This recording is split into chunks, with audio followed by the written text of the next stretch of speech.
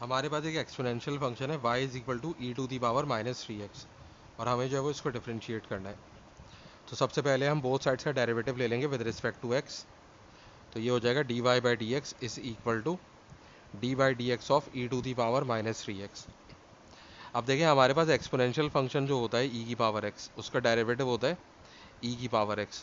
तो हम ये फार्मूला यहाँ पे अप्लाई कर सकते हैं। लेकिन देखिए यहाँ पे हमारे पास ई की पावर में एक सिंगल वेरिएबल x है, और जो डिफरेंशियल है dx उसका भी वेरिएबल x है, यानी कि ये दोनों वेरिएबल क्या होने चाहिए, सेम होने चाहिए। और यहाँ पे हमारे पास वेरिएबल क्या है, माइनस थ्री एक्स है, और यहाँ पे x है, यानी कि ये दोनों चीज़ें सेम नहीं है। तो यहाँ पे x की जगह पे एक फैक्टर लिखा हुआ है माइनस थ्री एक्स। तो अगर x की जगह पे, जैसे फॉर्मूले में सिर्फ x है, तो अगर क्वेश्चन में अगर x की जगह पे हमारे पास कोई और फैक्टर है तो हम उसको u सपोज कर लेते हैं। तो let u is equal to minus three x. तो अब ये क्या हो जाएगा हमारे पास, d y by d x is equal to d by d x of e की पावर u।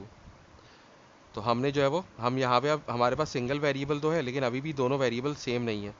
तो अब हम क्या करेंगे कि इस dx को रिप्लेस कर देंगे हम du से, और यहाँ पे आ जाएगा eu और multiply by du by d x. तो इस स्टेप को हम चेन रूल ऑफ डिफरेंशिएशन कहते हैं।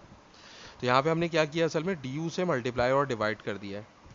तो ये देखें हमारे पास अगर du और du कैंसिल कर दें तो dx यहाँ वापस अपनी जगह पे आ जाएगा, और यही ऊपर वाला स्टेप बन जाएगा। लेकिन इसको करने का हमें फ़ायदा क्या हुआ है कि ये जो दोनों वेरिएबल हैं ये सेम हो गए, जैसा कि फॉर्मूले के अंदर है। तो e की पावर x का डेरिवेटिव e की पावर x है, तो e की पावर u का डेरिवेटिव क्या हो जाएगा, e की पावर u हो जाएगा।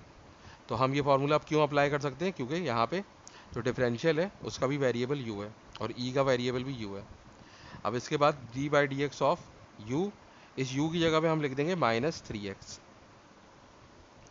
अब हमारे पास ये क्या हो जाएगा, ये हो जाएगा e की पावर u। इस u की जगह भी हम क्या लिख देंगे, माइनस थ्री एक्स लिख देंगे। और जब हम इसका डेरिवेटिव लेंगे तो पहले माइनस थ्री लिखेंगे और फिर लिखेंगे D by d x of x. अब जो है ये हो जाएगा e की पावर माइनस थ्री एक्स और फिर माइनस थ्री, और x का डेरिवेटिव वन होता है। तो माइनस थ्री वन से मल्टीप्लाई होगा तो माइनस थ्री हो जाएगा, और फिर इस माइनस थ्री को हम एज अ कोफिशिएंट पहले लिख देंगे। तो हमारा आंसर हो जाएगा माइनस थ्री ई की पावर माइनस थ्री एक्स। तो चेन रूल को यूज़ करके हम इस तरीके से किसी भी एक्सपोनेंशियल फंक्शन का डेरिवेटिव फाइंड कर सकते हैं।